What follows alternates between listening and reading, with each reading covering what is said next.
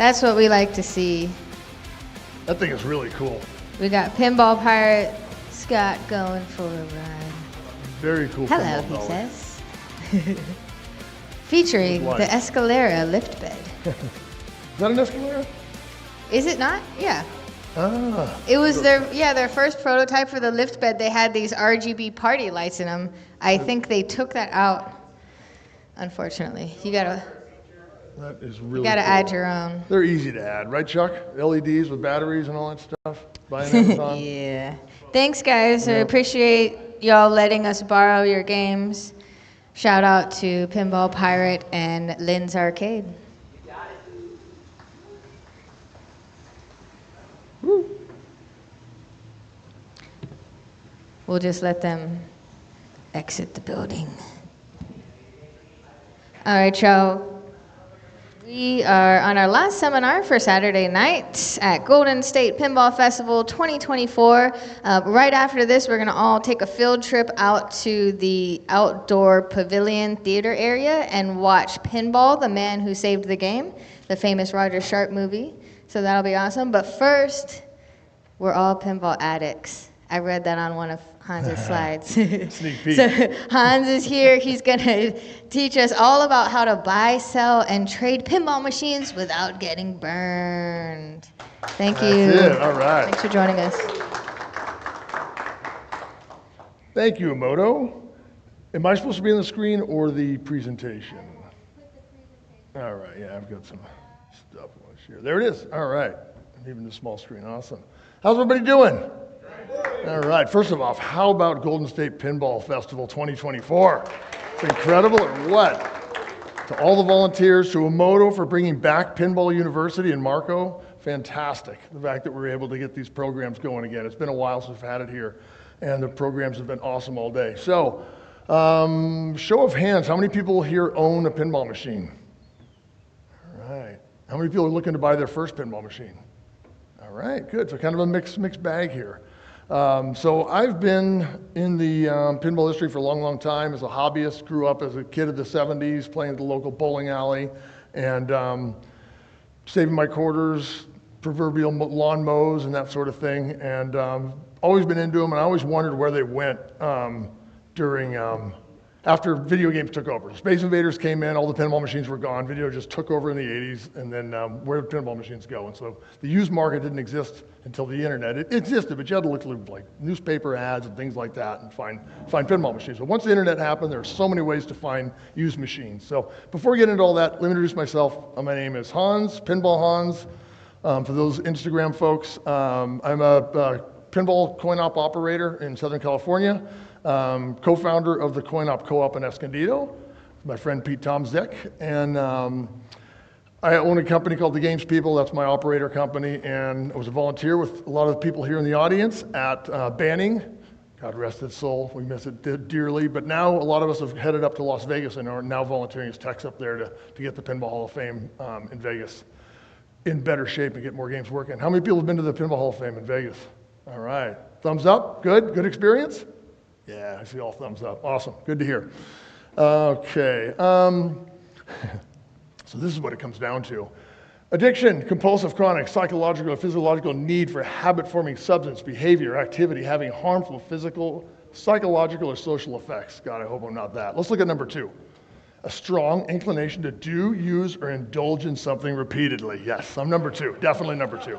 So, and that is pinball. I've been collecting for years. I've got about 75 or 80 machines right now. It feels better now that I'm operating. I collected for so long, but now I actually have them out on location. They're making me a little bit of money, having fun. But the worst thing about that is it allows me to buy more. Like, oh, now I'm making money off it. I can just go buy some more, right? So, always looking in all kinds of places for pinball machines.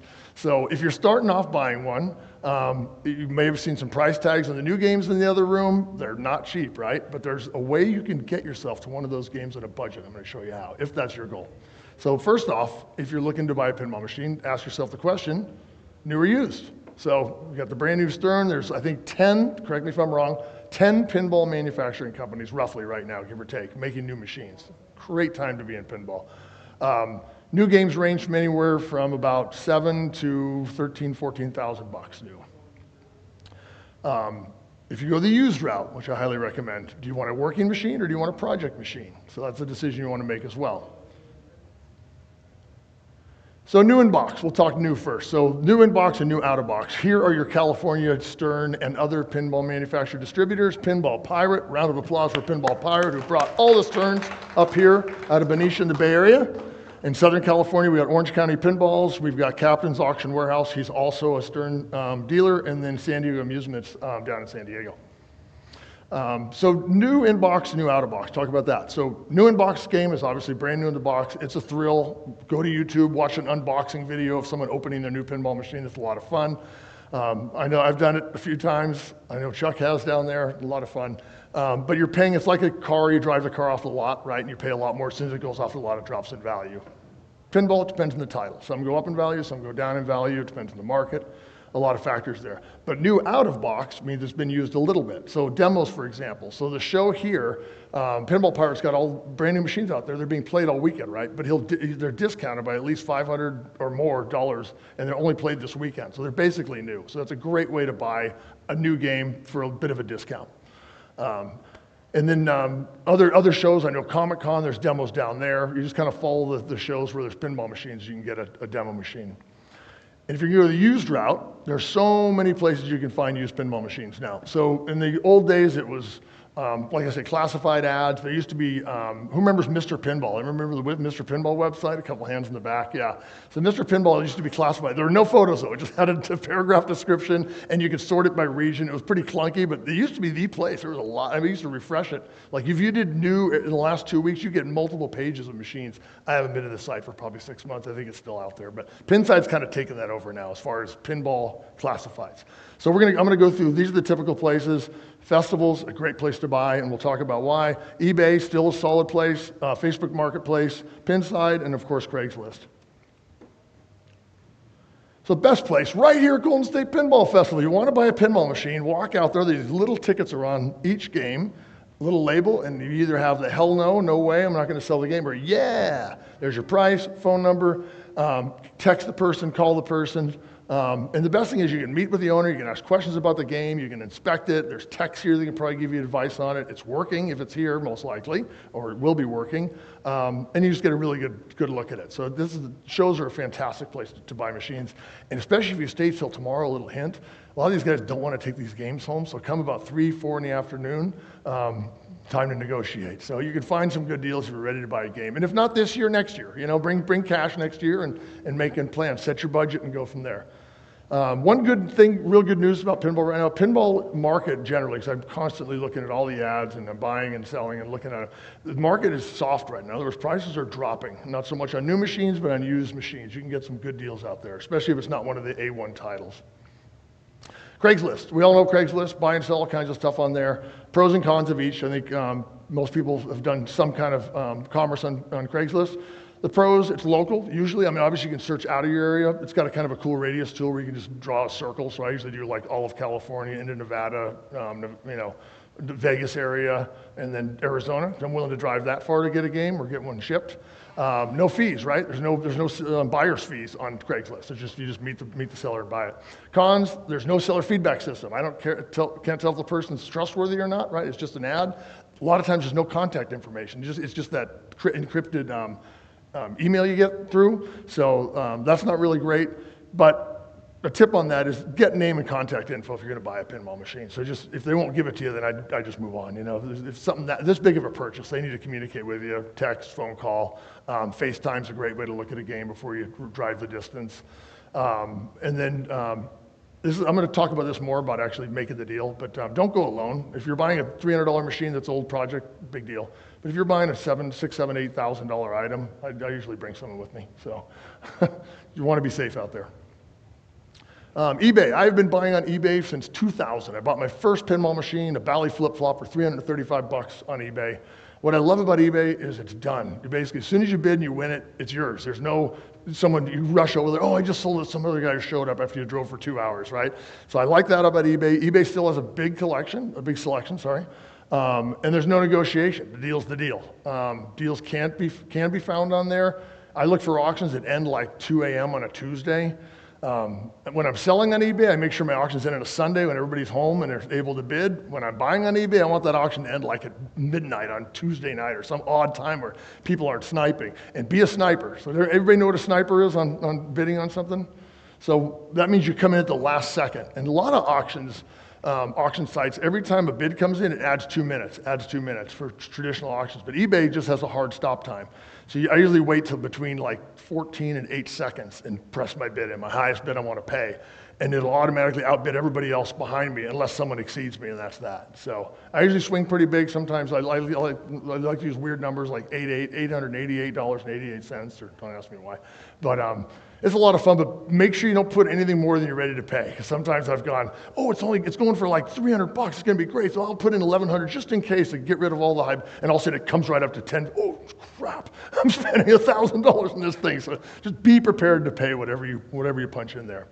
The cons on eBay, buyer fees, 20% you got to pay on buying something on eBay. So, sorry, on the seller side. Tax as a buyer, you have to pay the tax. The seller pays the fee. And then it's competitive too, right? It's getting a lot of exposure. It's not like Craigslist in your area. There's tons and tons of people on eBay, all over the country, possibly all over the world, competing for your machine. Also, if it's not local, you're not going to inspect it. So we'll talk about getting photos and inspecting games and questions to ask and all that as well.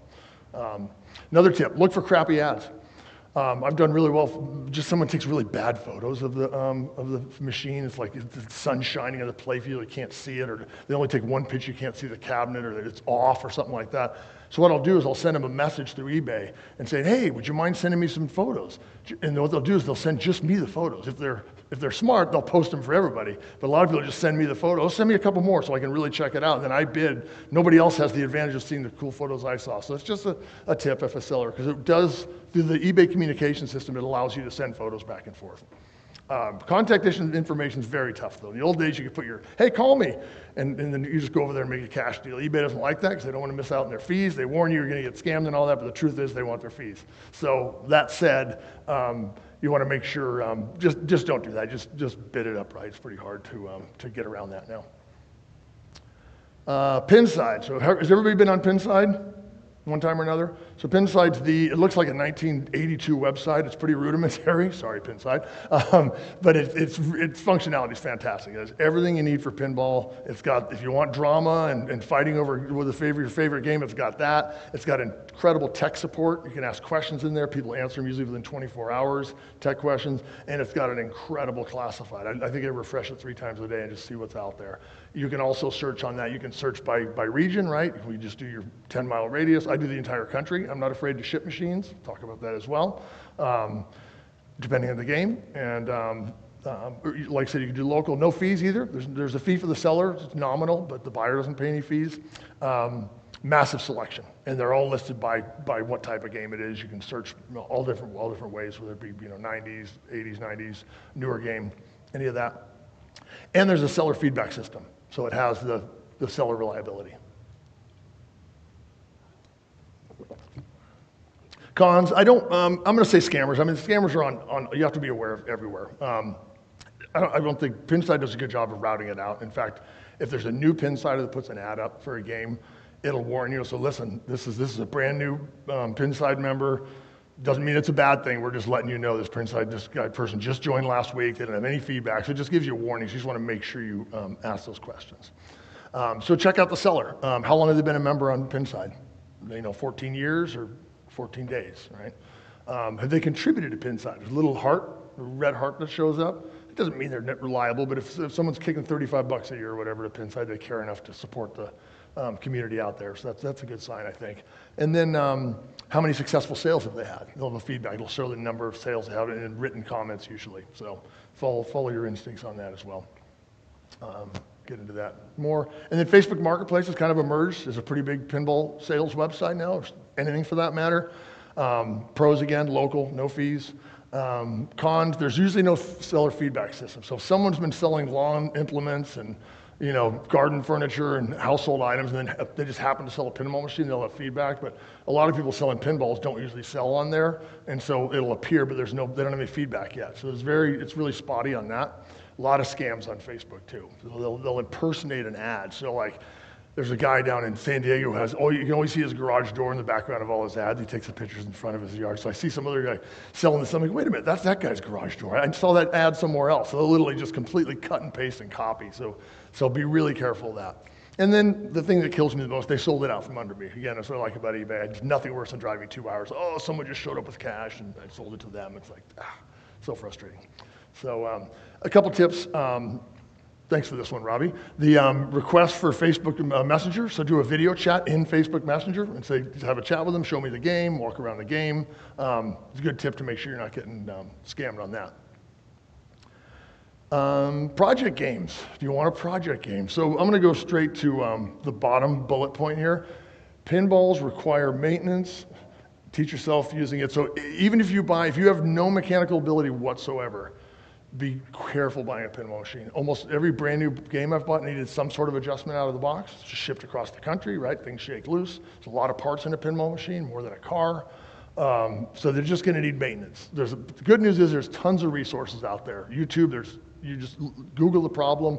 I literally put super specific problems in, like a certain display won't work on this game, and literally someone on Pinside has written a whole thread about that. You follow the thread, you can rejoin the thread. So working on pinball machines is super fun, and it's just something you want to, they're fun to tinker with anyway.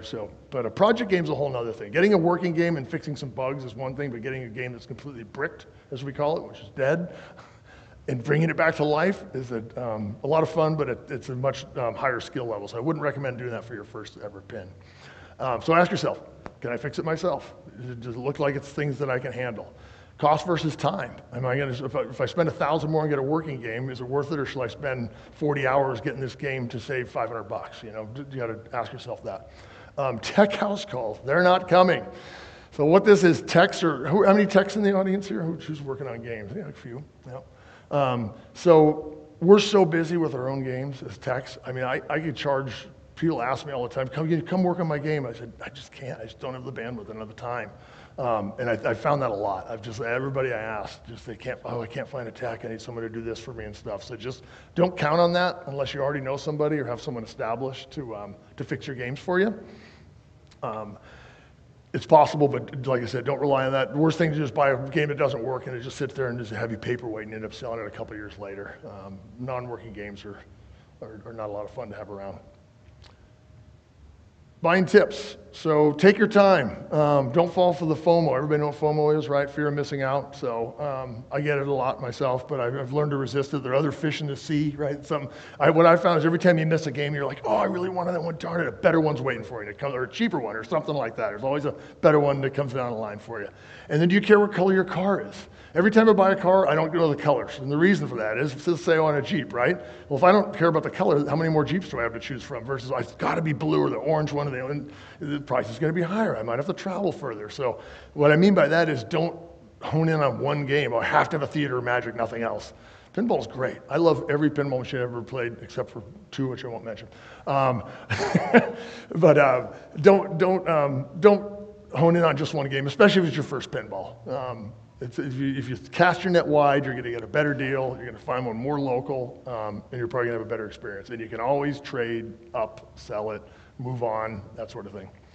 But I have to warn you, collecting pinball machines, they multiply like rabbits, so it just happens. And I don't like losing my babies, so I've got to be careful buying them because they don't leave very easily. Don't lowball. You know, my rule of thumb is 20% off maximum. I'll usually knock it down 10. Depends on where the price is. Do your research. Look at Pinside. Pinside has a database of what games sell for, its value, and it's a range.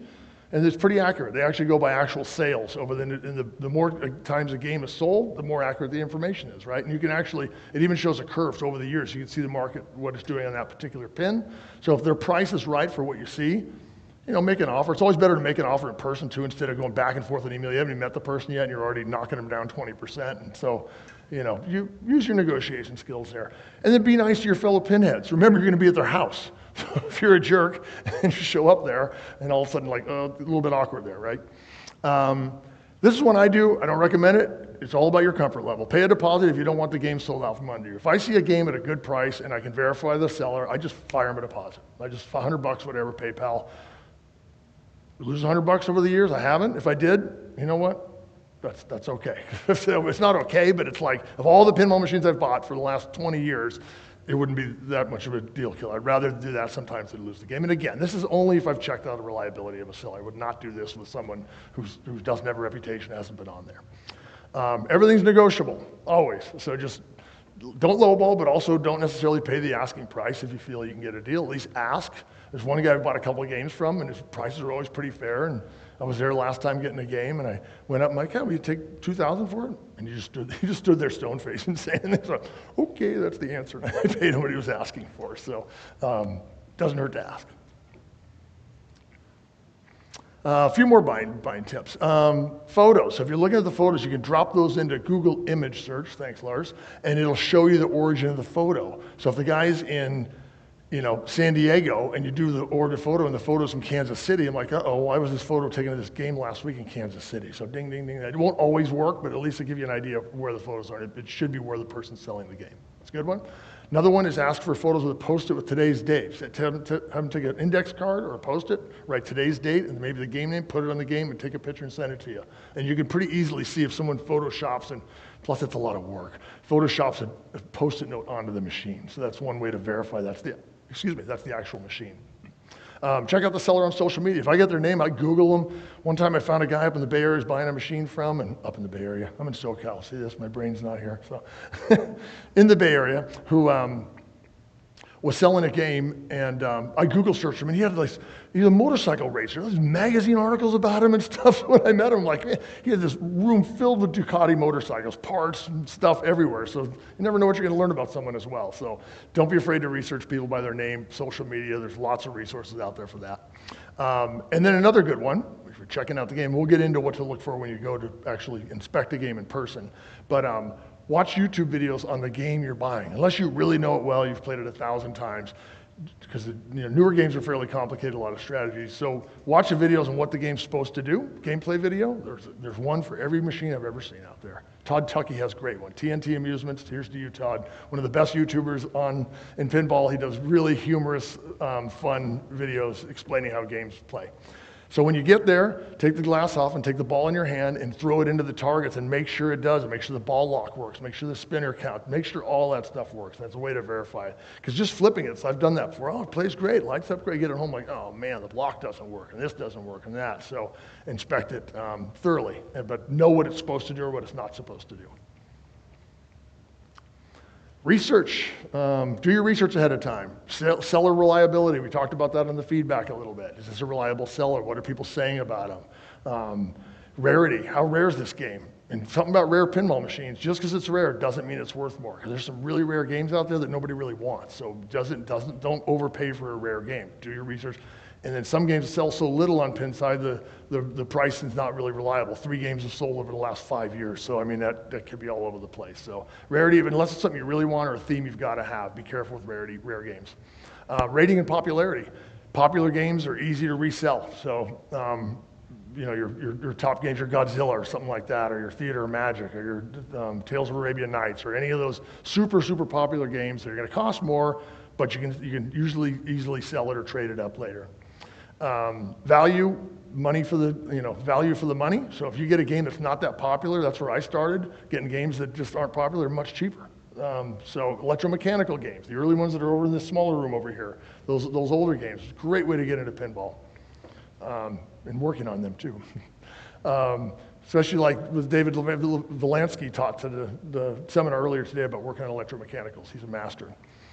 Market trends, I talked about that earlier. Market's kind of down right now, and I think it's just because so many new companies are putting out new games all the time. There's just constant, every month it seems like there's hundreds of games hitting the market. And so what people do to get a new game, not everybody has unlimited space, or not everybody's an operator. If you only have room for 4 games in your garage and you can't live without John Wick, the new game, something's got to go.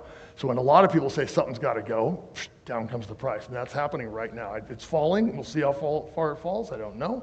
But then it's kind of perfect because pinball popularity is going up right now, right? So location pinball's on the rise, but the used market is very, there's a lot of deals out there. New versus used, we talked about that a bit already. New pinball machines are fun, but they do lose, most of them lose value once you open them up now. And then manufacturer reliability. I'm not going to speak any specifically about any manufacturers. All the new games are pretty darn good out there. And not only reliability, but service. Does this company have a reputation for returning phone calls, emails? Do they join in the forums and say, oh yeah, we were working to fix for that? Or do they ignore their customers? That sort of thing. Just understand what you're getting into there. And not just for new games, but used games as well. Parts availability, that's a big one. Good news is the really old games like electromechanicals, early solid states, they use a lot of parts across all the games. So if you get a Firepower Williams, parts from a Flash is going to work on that. The board set will work. There's a lot of things you can interchange. Electromechanicals, a lot of parts go back and forth in those games. So that's something you want to look at. And then here is about, when I said 7,000 to 13 or 14,000 for a new game, here's how you can get there. So you start by buying an electromechanical game for $300. It needs a little bit of work. Clean it all up, get it working, sell it for 800. Buy a solid state 80s game, like an Evil Knievel, well, not Evil Knievel for 800, but like a, a Power Play or something like that for 1,200 maybe. Get it cleaned up and working, sell that. So you just climb the ladder, right? Flip a few games, and next thing you know, you'll get a Venom or Led Zeppelin or something for 4,000 or 5,000. So there you go. Making the deal. Again, everything's negotiable. Cash. Everybody says cash is king. Everybody heard of the term cash on the glass in pinballs? Anybody heard that before? I don't like cash on the glass. I do for a $300 or $400 game, but if it's an $8,000 or $10,000 game, I don't like carrying that much money. I don't like going to someone's house with that much money.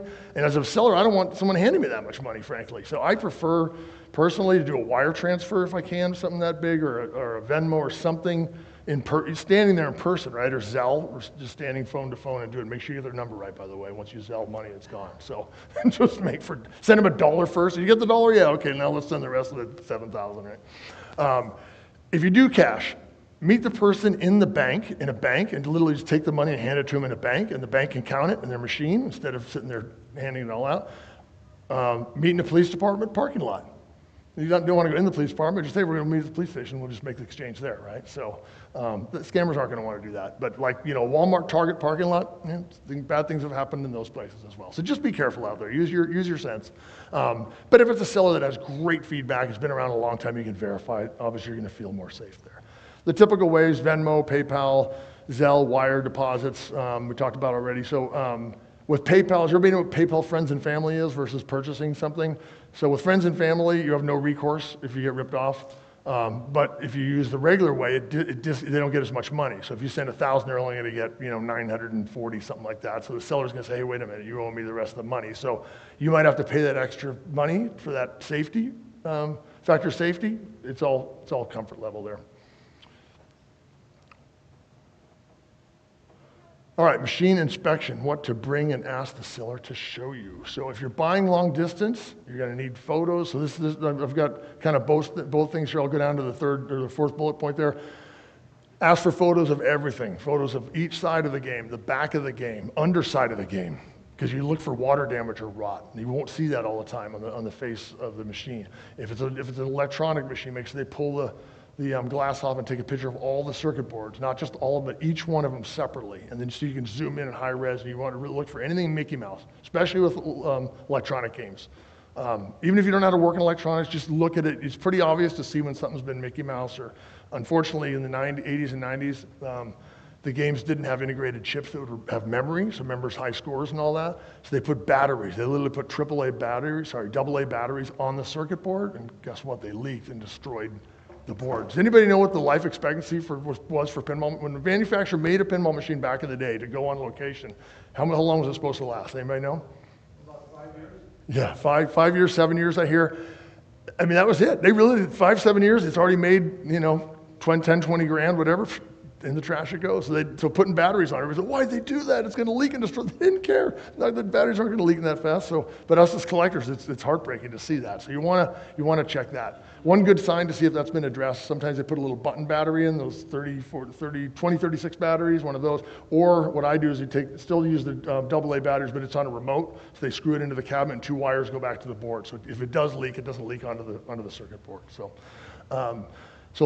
lots of photos. I'm not afraid to buy long distance. I don't recommend everybody do that. But for me, if I only limited my buying to what's local, I wouldn't get my dream machines. I'd have to wait a lifetime to get certain games. If there's a game I really want, and I've been collecting for a while, I don't mind getting it out of state or somewhere else, leaving a deposit and driving a long distance or having it hauled. And we'll talk about packing and hauling as well. But local is a great way to start. It's much easier that way. So if you do show up in person, don't bring all these tools, but you'll need some of your tools. A super bright flashlight is really good. So I have one of those big Caterpillar lights that's like the sun. So we were literally looking at a game on the way up here. I was going to bring out. So I brought 2 games to play to leave for everybody to enjoy in there this time. If I bought 3, I would have gotten the really cool Golden State foil poster. So I was dying. I got to get that 30. I want the poster. So we looked at this game, and I'm like, oh, I've got to buy it. I got to buy it. And I grabbed my flashlight. I'm looking. I'm like, oh, this is snapped or broken. And you can tell if a game's been, I asked the guys, this game been on location? That means it's been operated. It's been not just in a home, but out there. He said, I don't think so. And I looked at it, oh, this game it's been operated a long, I could just tell it had telltale, lots of cracked plastics, loose stuff, paint missing in the shooter lane. So everybody knows the shooter lane where the ball pops out into the lane. That's a good way to see wear in a machine. If it's been played tens of thousands of times, it's just, you can just see a divot in the wood there. So that's one, that steel ball pops out of there, every single ball. So that's one good telltale. Another photo to ask for. Can you send me a picture of just the shooter lane? Just doesn't mean you don't want the game or it's destroyed. These games, well maintained, they can last a long, long time. But that's something we want to look at. And then no Mickey Mouse. That's a term we used to use when I was young. So Mickey Mouse means something's been messed around with, right? It's got weird wires in there, or solder globs here and there, or someone's hacked it up. I got a couple funny stories I'll share with you in a minute on some of those things I found over the years. Give me a minute here.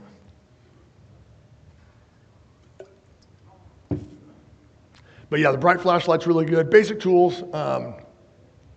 You need a 5/8 and 9/16 wrench. Socket's good. The 5/8 is for the legs, a 9/16 for the back box head to break it down.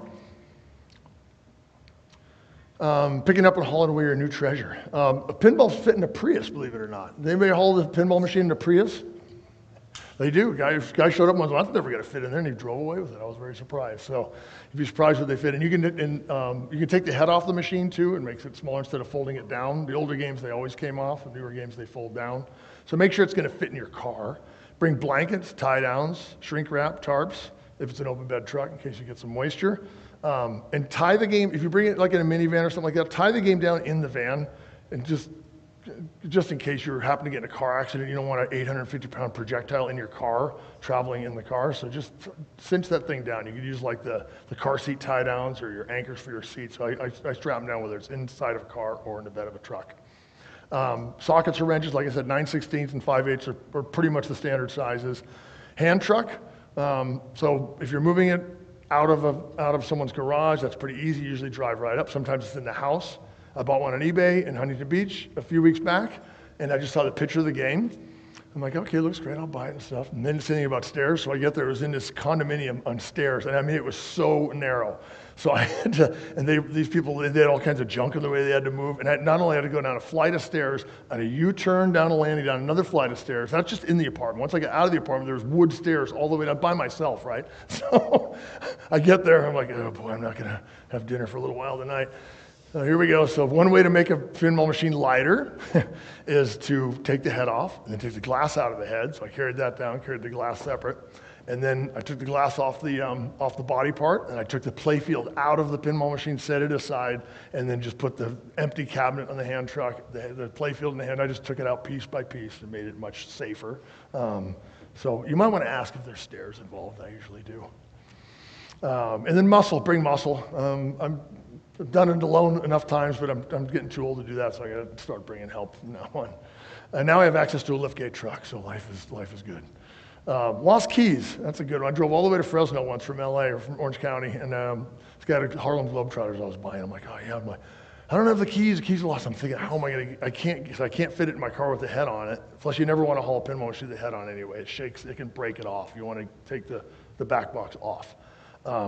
But to get into the back box, to get to the bolts, you have to lift the playfield glass out. If that thing's locked, so I'm thinking, bring a drill. What I'm just thinking through my mind. So I started literally Googling how to pick a lock, and so it took me to some weird websites. Are they going to come arrest me because I've been Googling how to pick locks, right? So I learned, someone said that you take a nail clipper to pick the lock. So you take a standard nail clipper, you know the little file in the nail clipper? You slide that out, and you put it in, and you just wiggle it like crazy while you turn it, and sure enough, it just holds the cylinders up. So I picked the lock with a nail clipper, popped it. I was so proud of myself. I took that thing apart and got it home. So don't let that be. Drilling locks is a pain in the butt. I do that last. I try never to do that. On the front coin door, if it's a kind of a fat lock, you can take a pair of vice grips literally and snap it on the edge of the lock and just rotate it. It doesn't hurt the coin door. What it does is it bites into the pot metal of the lock mechanism itself and just turn that thing 90 and open the thing right up. So if you can get a vice grips on there. Let's see, stairs, yeah, stairs. So I have one quick story on stairs. So when I was selling games, guy bought a game for me. I said, $100 flat rate delivery, 10 miles away. He said, yeah, sure, here's your $100. I'm like, great, this is a while ago, $100 is a decent amount of money. So I show up there, this gated house on a hill, big windy driveway, a multi-million-dollar house, right? So I get in there, I'm like, all right, maybe he's gonna buy a bunch of games for me over time, I'm gonna build this. So I get in there, it's perfect, beautiful house, right? His game room's at the top of, again, flight of finished wood, hardwood stairs with a turn and a landing. So I was trying not to damage, so I moved that machine up by myself, and he just stood there. I didn't even lift. He could have just did nothing, didn't lift a finger to help me. So now I put my ads, I write, no stairs. I won't do stairs. So keep in mind about stairs. So shipping and hauling, if you're going to buy out of town, there are ways to get games. STI and Beltman, they've been around for years. It's basically white glove treatment. You can Google them. They specialize actually in pinball machines. They've gotten really expensive. They used to be around $350 across country. Now they're in the $600-700 range. And they used to do 2 for 1. If you bought 2 games in the exact location and bring it, they charge you basically the same. Now it's 2 for 1.5 basically. So it's not a good a deal as it used to be. So I only buy games out of town if it's really special. U-Ship, that's like a kind of an eBay for shipping where people bid down on shipping jobs. Again, make sure you find someone reliable on that if you do it that way. Dock to dock, that requires the seller to put it in a pallet and wrap it and take it to like a shipping terminal and then ship to your local terminal. That's usually, by the time they're done charging you to palletize the thing, you can just have it white glove shipped. In person, of course, talked about that. U-Haul trucks and trailers. I was joking I'm gonna get a U-Haul tattoo because I rent trailers and trucks constantly from U-Haul. The trailers are a great deal. If you have a vehicle that'll tow a trailer, you can get a local U-Haul trailer for $15 for 24 hours. So, smoking deal. It's a lot cheaper than owning a pickup truck.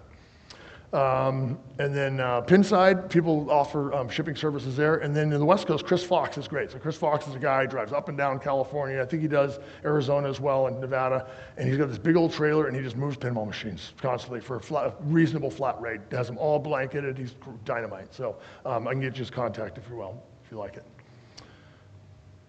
Pinball road trip. So we've done a lot. This is my son Lars. He's out in the audience there. So we always do this. When you get your pinball machine, make sure you do a selfie, not driving, with the pinball machine in the back. It's just kind of a rite of passage. This is the thing. A big smile on everybody's faces, right? So here's 3. I've done much more than California. This is just going up and down California, right? And I figure we're on Highway 99 right here, so why not? There's 3. Let's see. Let me see what we have here, Lars. What do we got? I see a San Francisco. That looks like the Elvira. That one on the right, that's a new one. We just got that Elvira. There's a few more. Strikes and spares.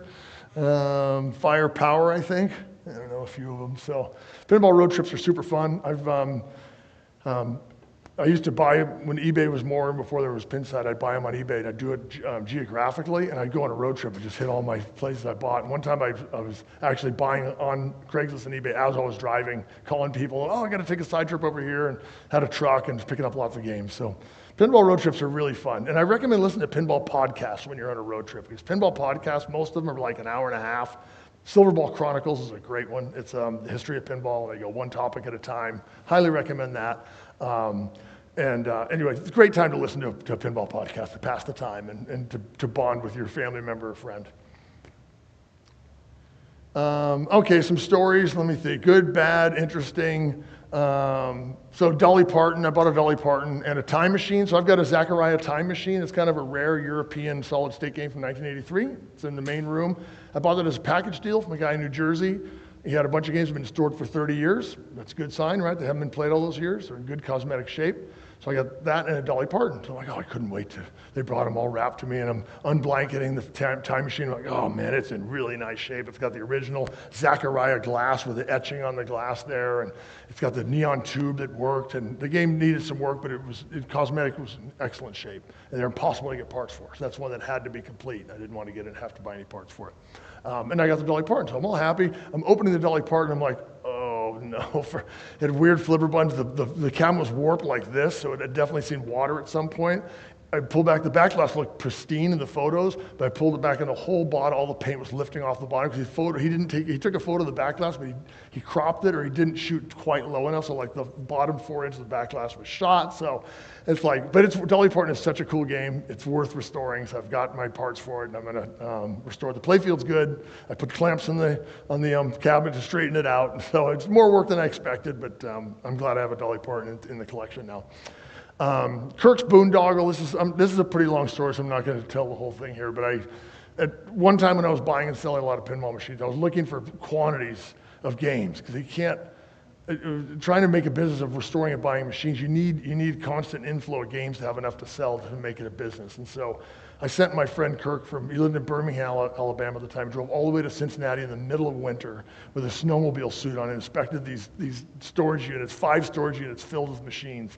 And he just said, they're garbage. I'm like, no, I can fix them. I know, they might look bad, but I bet they're fine. He's like, Hans, you don't want these machines and stuff. So I sent him in a bit of a boondoggle. He's still my friend, so I'm glad he hung in there for me. The Pinball Motherlode, I gave a talk at the Museum of Pinball and Banning about this. This is a amazing find I found up in Vancouver where this guy literally had games stored for 30 years untouched. He had 5 stories of them, multiple semis full of them, and I ended up pulling about 150 games out of there over a couple of years. Amazing, that was a lot of fun. That's on my YouTube channel if you ever want to watch that story. It's a good one. Millionaire reappears. I bought a Millionaire once. It's a kind of a gaudy 80s pinball machine with some guy in a tuxedo and an old Cadillac limousine drinking champagne. And it's got a roulette wheel and stuff. So I took the usual, ask for the picture stuff. I get it. I'm like, what's that circle in the playfield?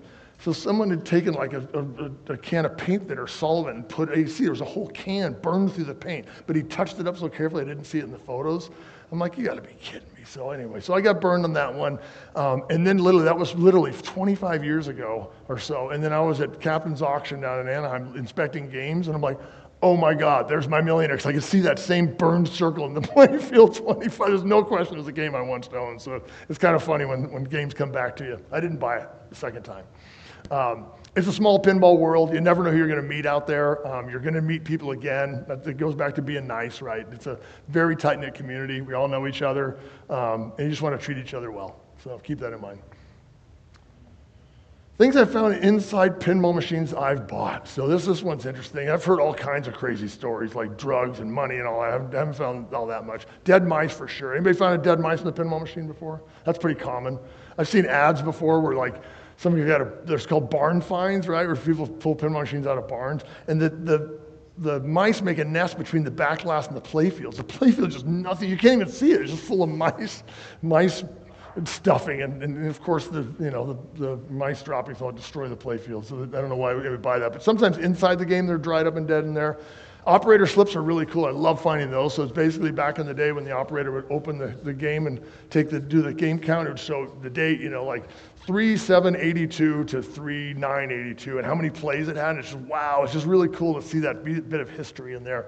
At the Museum of Pinball, we'd open games sometimes. The original receipt would be in there. I think I get some pictures somewhere of like, wow, this is the original receipt from 1983 from the distributor. And it's like, Firepower, brand new for $1,200. Seeing pinflation's gone up. Money, of course, usually just change. I've never found a ton of money in there. One time I bought a game full of ants. I bought the game as a project game. I'm like, that's okay. Put it in my car. And I took it straight to a restoration guy I was using at the time to fix games. He's like, Hans, what the hell? We opened that game, my friend got attacked by ants. The game was just filled with ants. So that was an interesting one. I found a gun in a game one time. I was at an auction house and I was inspecting the games. I'm like, I'm looking around, opening. I'm like, oh my God, a pistol sitting right inside the coin drum. I touched it. I'm like, oh shit, now my fingerprints are on. What else going to happen here? So I shut that thing. So that was interesting.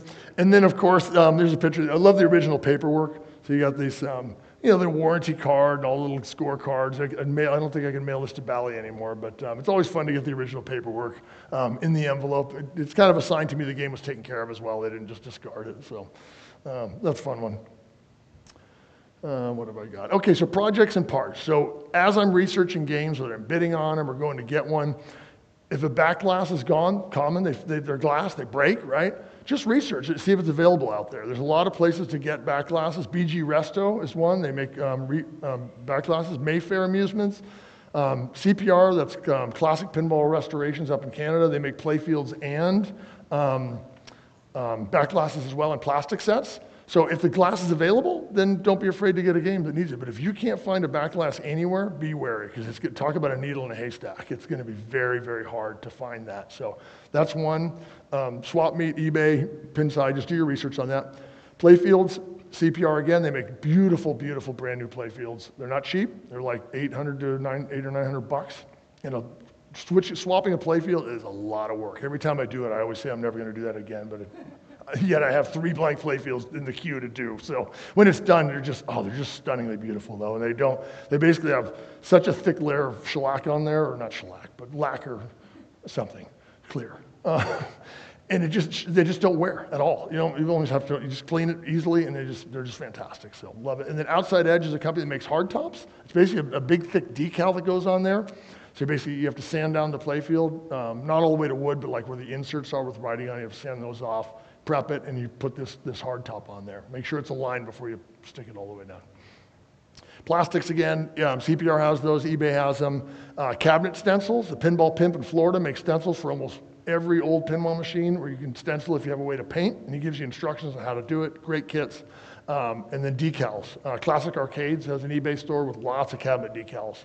I've done that as well. I live in a condo, so I can't be spraying cabinets out there, so I just use the decal method usually. And then Marco Specialties, of course, for parts. Marco has so many parts, anything you need. If they don't have it, ask them. They might find it for you, or they might manufacture it if enough people ask. Pinball Life as well is another resource for parts. Oh, here we go. Any questions? Come on, there's got to be one. Go ahead. Okay, so I'm going to be soon possibly opening an arcade, and I'm in an area where, it kind of feels this way now. Unless you have a huge arcade, all the arcades of modern arcades have all the newest machines. So they're always right. say the same couple of machines everywhere. So I'm looking at getting an arcade that's mostly 80s. Great. Pinball machines. Yep. A lot of 80s, and it's going to be that theme. It's going to look that way. It's going to have a real nostalgic look to it. And I've had a few before. I've worked on a few before. But like today, I just learned something. I was at Pinball Pirate, and I said, I'd love to get an F14. And the guy at Pinball Pirate's like, no way, do not get an F14 because of the way when they hold the ball, I don't know if the terminology is right, it's always on, so they're always burning. Okay, yeah. Yeah, so in that era, do you have any sort of like F14, just stay away from it? I mean, are Gottlieb machines? So that's a really good question. So just in case everybody hears the question, he's going to open an arcade, which is awesome. Always happy to hear that. And he wants to feature older games, like 80s, 90s, or 90s? 80s, 90s. 80s, 90s, instead of the new Stearns and all that stuff. So congratulations, first of all. It's a great idea. It's tough to go by manufacturer per se, because all of them have good, stronger eras than others. Like Gottlieb actually was strong in certain eras, but weak in others. And then Bally Williams was like it for a long time in the 90s, of course. What I look for, because now Stern's really smart. They make a Pro, a Premium, and an LE, right? So the Pros are made for operators, less moving parts. So I have Premiums on location and I have Pros, but every time I have a problem, it's usually a Premium because it just has more gadgets to break in it, right? So, and it doesn't earn any more than my Pros do. But back in the day, they didn't do that. It was just one Theater Magic. There's one version of it, right? Occasionally an LE, but those are pretty rare. So my advice would be research something like that, like a game with an inherent problem. Pinside's a great way to look at that. Almost every game has its own forum. There's a Firepower owners group. There's a F14 Tomcat owners group. And just read through the comments there, or just ask if there's one you have in mind.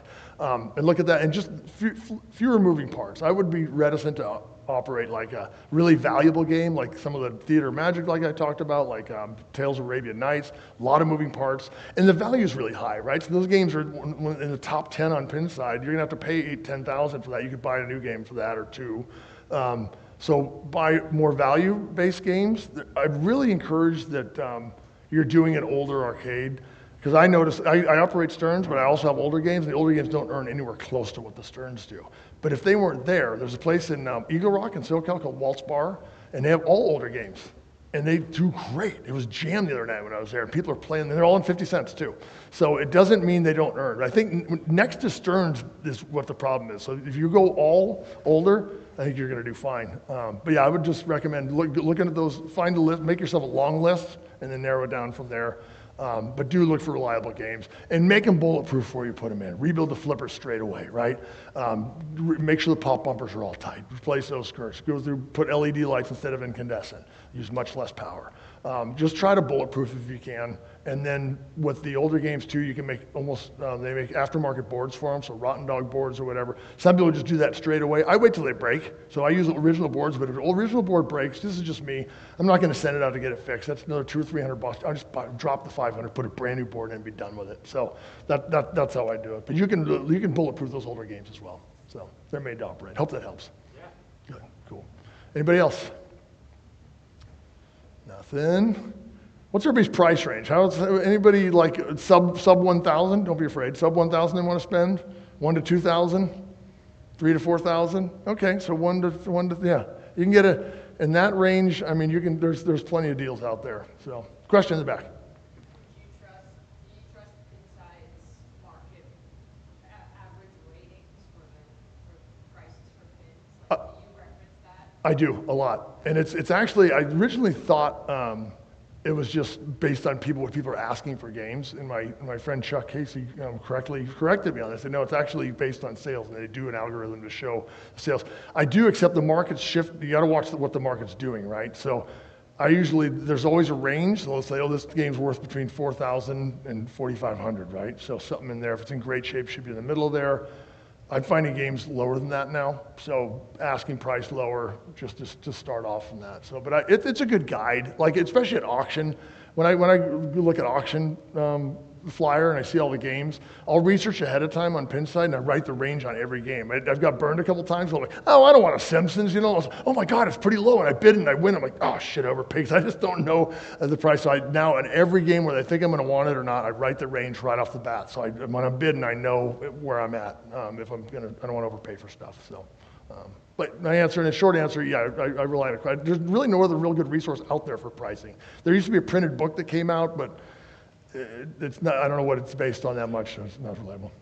Okay, I have another one. Yeah. You put up their Captain Jacks. I think that's the closest big auction Yes. place to us now. Yep. And just for me, that would be driving to Southern California. Yeah. Where are they getting those machines, and what is your experience with the quality that you see when you go in? Great question. So I participate in every one of his auctions. Whether I buy something or not, it's like entertainment for me. I'm working on my game. He's sitting there doing his thing, and his guys have it in the background, whether he's selling a kiddie ride or a asteroids or the pinball. I definitely focus when he's getting into the pinballs.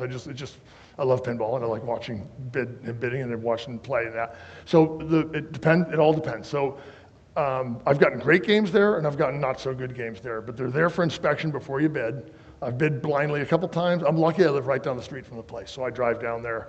I'm going to leave my card here. If you see a game you want, call me. I'm there all the time. I'll be happy to take a look at a game before you bid it.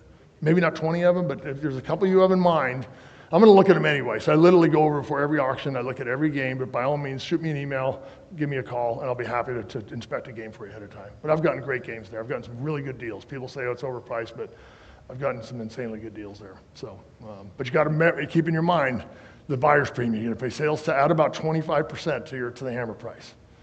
So, but even with that, there still can be deals had.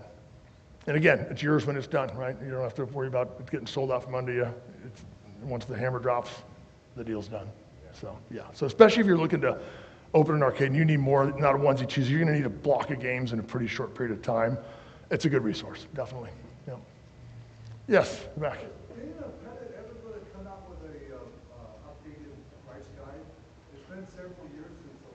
I know. So the question is, Dana Pettit ever going to? There used to be this really good price guide. It came out every year, spiral bound. It came out for years, right? And it was really comprehensive. It had darn near every pinball machine in there. And is that when it stopped? Yeah. My last version I have like 2015 or something like that, I think. Yeah. So the printed media is just so rare now anyway. I collect pinball books, and those are some of the ones I collect too. It's just fun to look back at the price. I actually have an auction.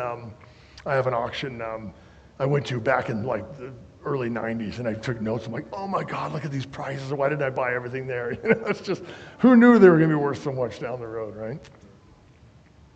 So, anything else?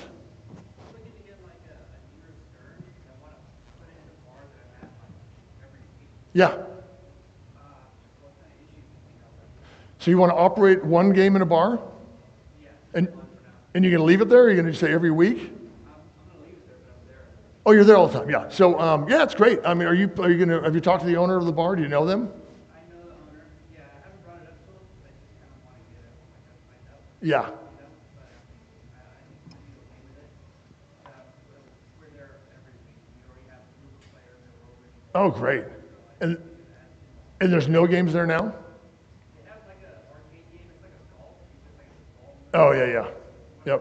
Yep. There's no pinball. Yeah. So do they own that game, or is this another operator in there? They own it. That machine controls it. Yeah, so make sure that, because if an operator, you don't want to cut in someone else's territory. So if I'm operating somewhere, when I write my agreement, I'm exclusive. So in other words, they can't bring another operator in that business while I'm in there. It gets really sticky. You don't want to go there. But if they own it themselves, that's fine. In fact, if it doesn't work, they might let you replace it with something that you bring in. So it really, I totally recommend it. It's super fun to operate, especially if it's local. I have one really close by. I can walk to it. I can walk my tools down the street. I love it. It's super fun, but I'm good at working on them. I enjoy, changing them out and having fun. And then just figure out what percentage you're gonna, for me, this is just me, everybody does it differently.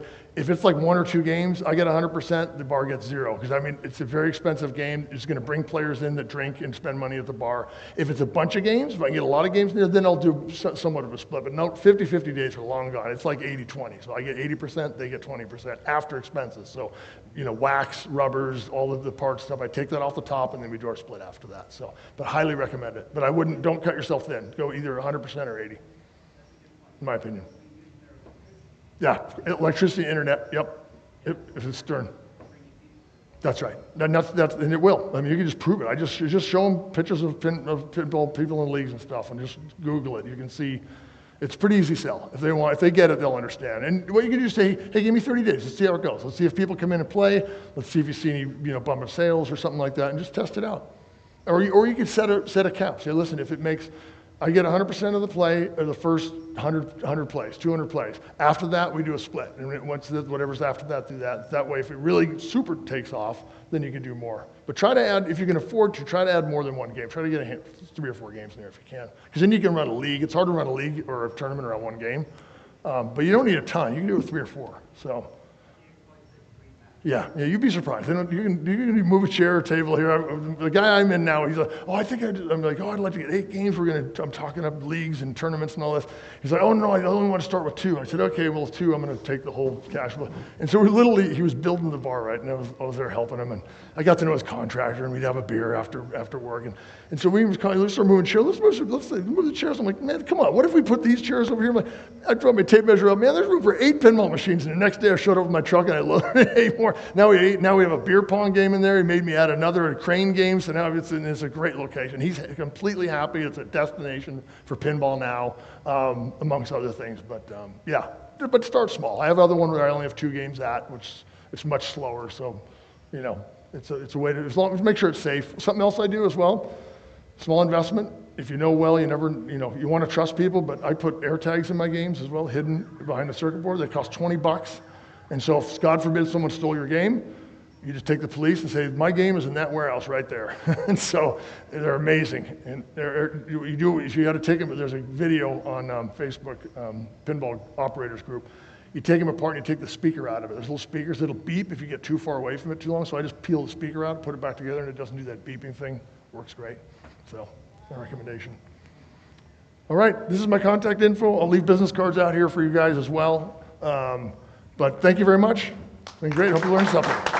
Thank you all so much. Thank you, Hans. That was a great presentation.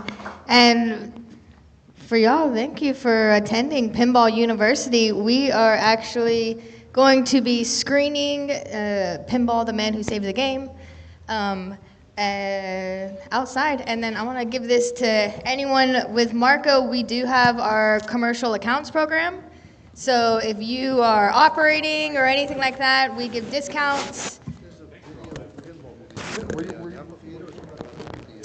The pinball movie will be in the amphitheater, the Michelob Ultra amphitheater. You'll see the big projector screen.